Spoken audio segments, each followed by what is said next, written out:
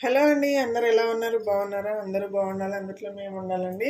ఈరోజు అయితే కాకరకాయ టమాటా కర్రీ చేస్తున్నాను. దానికోసం అయితే ఒక గిన్నె పెట్టుకోండి. గిన్నె అయితే హీట్ అయ్యిందండి. 2 స్పూన్ల నూనె పోసుకోండి. నూనె అయితే వేడైందండి. కొద్దిగా ఆవాలు వేసుకుందాము. అలాగే కొద్దిగా జీలకర్ర వేసుకోండి. కట్ చేసిన ఒక ఉల్లిపాయ వేసుకోండి. కొంచెం కరివేపాకు వేసుకోండి. ఇదంతా బాగా కలుపుకోండి ఒకసారి. అయితే చూడండి, ఉల్లిపాయలు ఇలా ఫ్రై అయితే సరిపోతుందండి. మళ్ళీ కాకరకాయలతో ఫ్రై అవుతాయి కాబట్టి మళ్ళీ మాడిపోతాయి. అందుకని ఇలా వేయించుకొని సరిపోతుంది. ఇప్పుడు ఒక 10-15 నిమిషాల ముందు ఉప్పు నీళ్ళలో నానబెట్టుకొని ఇలా గట్టిగా విసుకండి. అప్పుడు అనేది చేదు అనేది ఉండదు. పైన తొక్క అయితే గీరేలేదండి. నేను ఇలాగే వేస్తున్నాను. కాకరకాయ హెల్త్కి చాలా మంచిది కదా. వారానికి 2 సార్లు తినండి.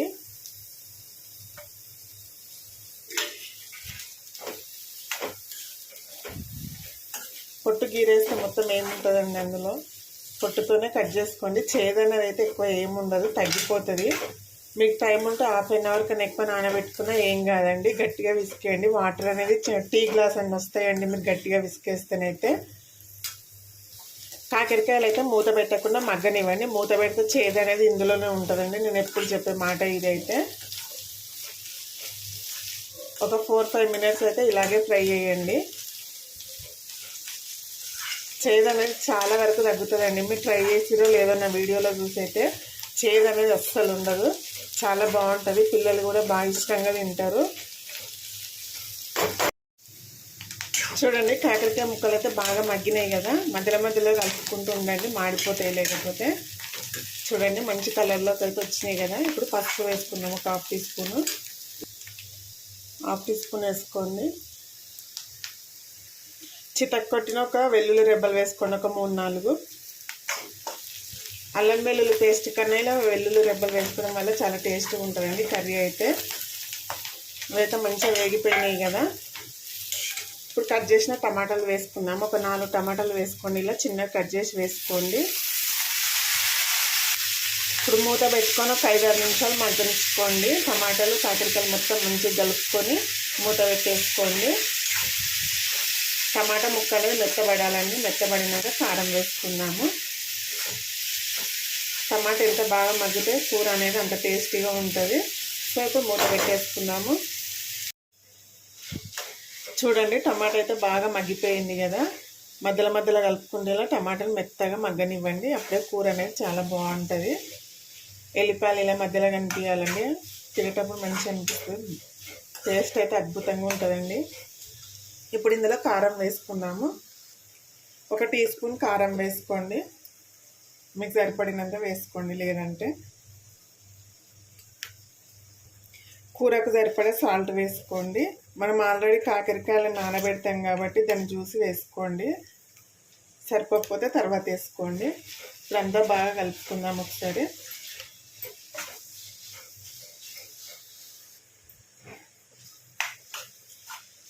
చూసుకుంటే తినాలనిపిస్తుంది. అంత బాగుంటుంది. స్మెల్ అయితే మస్తు వస్తుంది. ఎందుకంటే మనం వెల్లిపాయలు ఇట్లా ఫ్రెష్ చేసినాం కదా.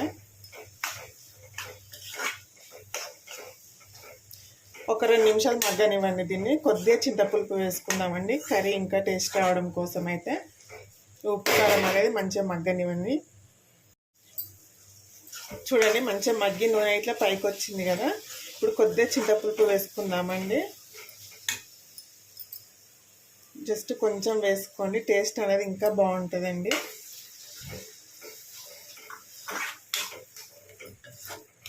అంతా మంచిగా కలుపుకోండి ఒకసారి. మీకు కావాలంటే ఇంకొద్దిగా వాటర్ వేసుకోండి. నేనైతే వేయట్లేదండి. ఇప్పుడు దీన్ని మరొక 5-6 నిమిషాలు మగ్గనివ్వండి. మీడియం ఫ్లేమ్లో ఉడకనివ్వండి. అప్పుడే బాగుంటుంది. మూత పెట్టుకొని మరో 5 నిమిషాలు ఉడకనిద్దాము. ఫైనల్గా కూర అయితే రెడీ అయిపోయిందండి. ఇలా రావాలి. ఇలా వచ్చిందంటే కూర రెడీ అయిపోయినట్టే. చూడండి ఎంత బాగా వచ్చిందో కదా. ఇందులో ఒక 1/2 టీ స్పూన్ ధనియాల పొడి వేసుకుందాము.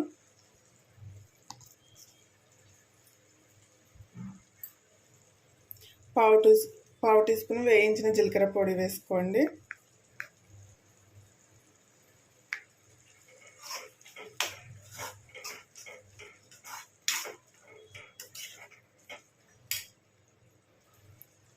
కొద్దిగా కొత్తిమీర వేసుకోండి.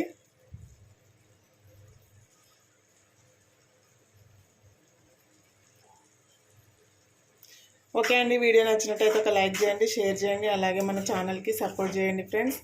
ఓకేనా మరి, బాయ్. వీడియోకి అయితే ఖచ్చితంగా లైక్ చేయండి ఫ్రెండ్స్. లైక్ అయితే వేయట్లేరు, మీ లైక్ అయితే నాకు ఎంతో ముఖ్యమైనది. ఓకేనా మరి.